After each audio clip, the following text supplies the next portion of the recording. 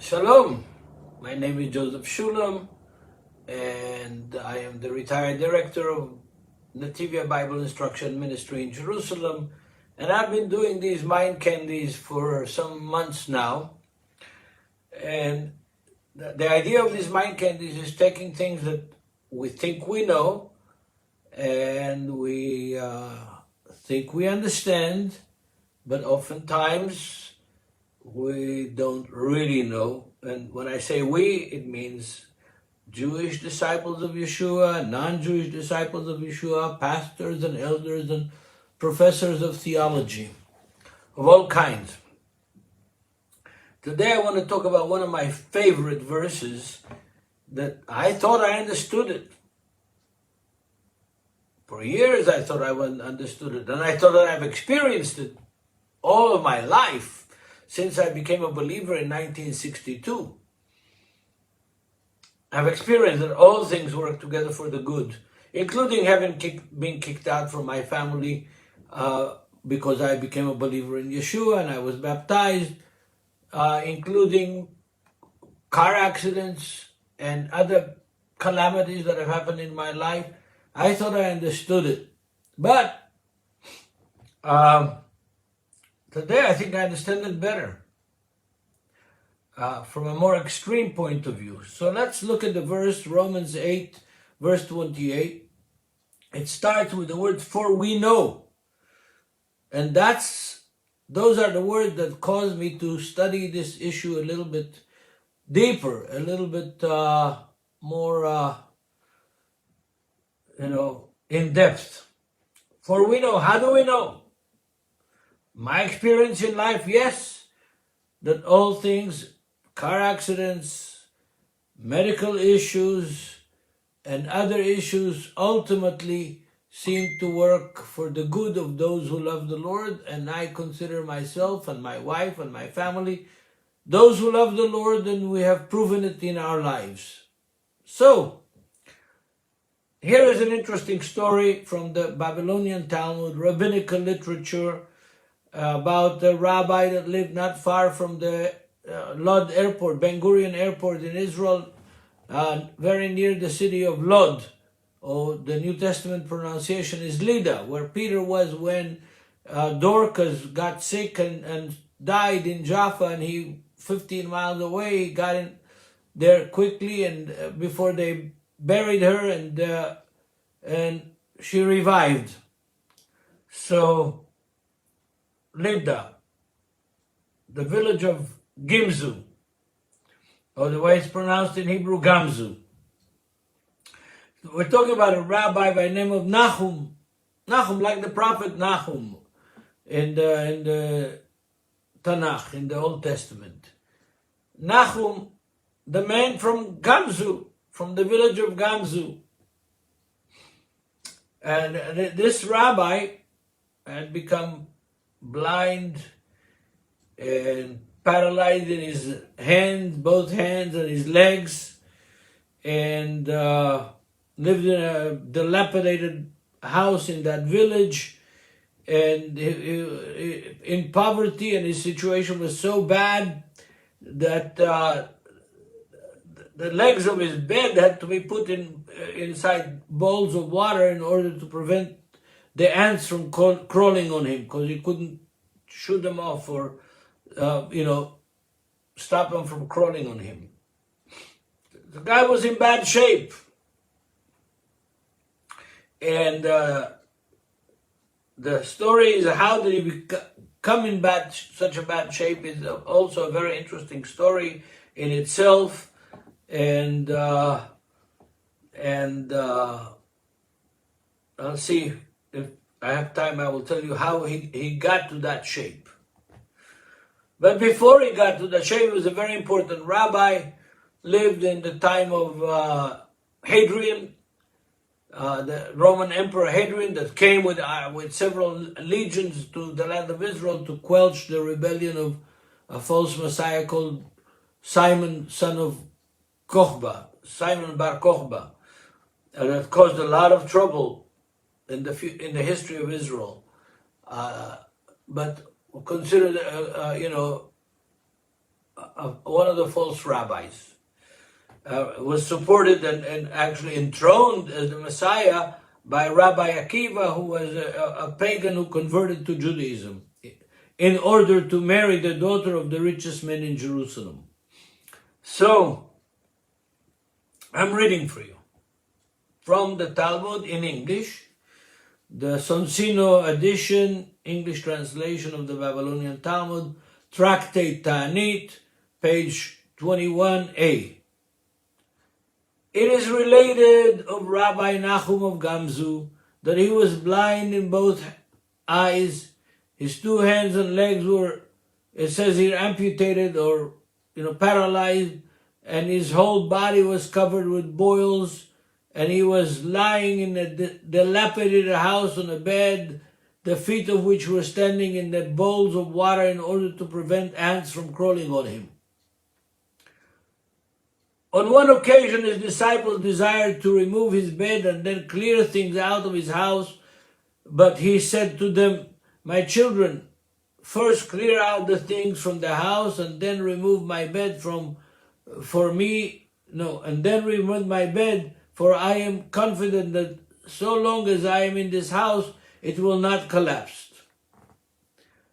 The place was bad shape, and he was in bad shape, and his disciples wanted to remodel his house, and so he told them, let me be there last so the house will not collapse.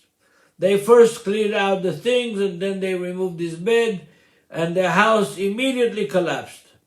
Thereupon his disciples said to him, "Master, since you are wholly righteous, why has all this befallen you?"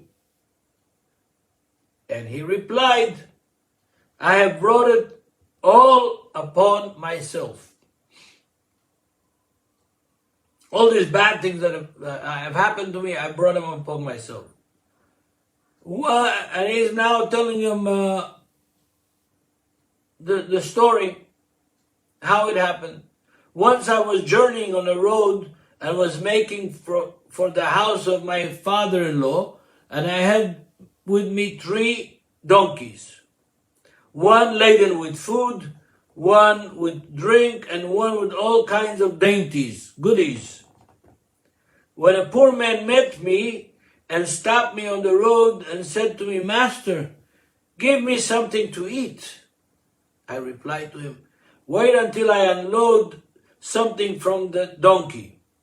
I had hardly managed to unload something from the donkey when the man collapsed and died from hunger. Then I went and laid myself on him and exclaimed, "May my eyes, which had no pity upon this poor man, become blind. May my hands, which I had no pity upon your hands, be cut off, paralyzed, amputated," the way you want to translate it. "May my legs, which had no pity upon your legs, be amputated," or paralyzed, depends how you translate. "And my mind was not at rest until I added, may my whole body be covered with boils." Thereupon his pupil exclaimed, "Alas, that we see you in such a terrible plight, such a bad situation." To this he replied, "Woe would be to me did not see me in such a sore plight." In other words, I am glad that you see me in such a bad condition, in such a sore plight. Why was he called Rabbi Nahum of Gamzu? Because whatever befell him, he would declare. Gamzu letova, in Hebrew, in English, it means this also is for the best, for the good. Once the Jews in the land desired to send to the emperor a gift. The emperor was in the land of Israel. Adrian, he came here to quench the rebellion. Sent a gift to the emperor.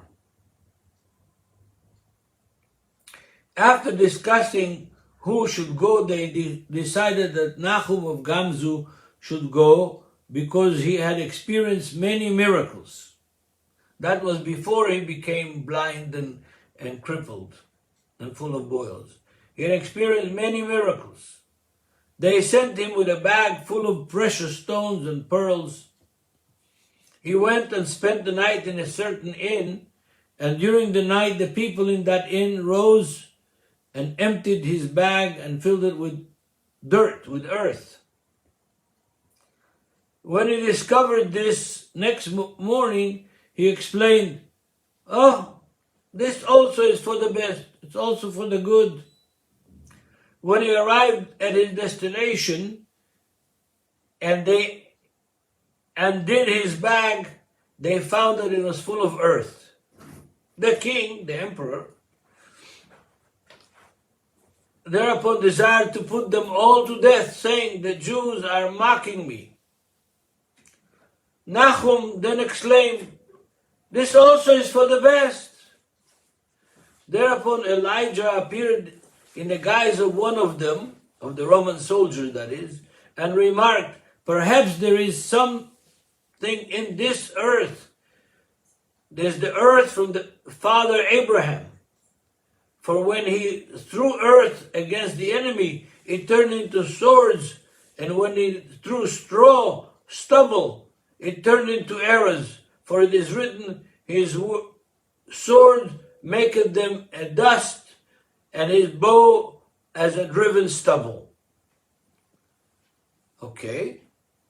Now there was one province which the emperor had hitherto not been able to conquer, but when they tried some of this earth against it, they threw the earth in the air, they were able to conquer it. Then they took Nahum to the royal treasury and filled his bag with precious stones, pearls, and sent him back on his way with great honor. When on his return journey, he again spent the night in the same inn he had been spending it before. "What did you take to the king that they showed you such a great honor?" said the people who robbed him, the innkeeper and the people who robbed him earlier. He replied, "I brought him what I had taken from here." The innkeepers, the people who robbed him, tore down the inn to the ground and took the earth to the king and said to him, "The earth that was brought to you before by Rabbi Nahum from Gamzu belonged to us." They tested it and it was found to be effective. The innkeepers were there. No, it was found to be not effective. The innkeeper thereupon were put to death by the emperor Hadrian. So yes, all things work for the good of those who love the Lord, and those who are bandits and thieves and liars and cheats and have not had their sins forgiven, have not repented, their end will always be not for the good, for the bad. So, here is the example of Rabbi Nahum of Gamzu. That's a good example of how things work together for the good. All things work together for the good of those who love the Lord. Yes, problems and illness and car accidents and persecution in our life, my family's life, in the more than 60 years of ministry in Israel and around the world, has proven to me too, like Rabbi Nahum of Gamzu, that all things truly work together for the good of those who love the Lord. Even our suffering, even our problems. I have to go to doctors today and tomorrow, and to deal with my health issues. And I say also, everything in the end works out for the good of those who truly love the Lord. May God give us strength to bear this world and its infirmities and its persecution and its accidents and its wars and its all the evil that surrounds us. And say always, we know that all things work together for the good of those who love the Lord. Love the Lord, brothers and sisters. Love the Lord. God bless you.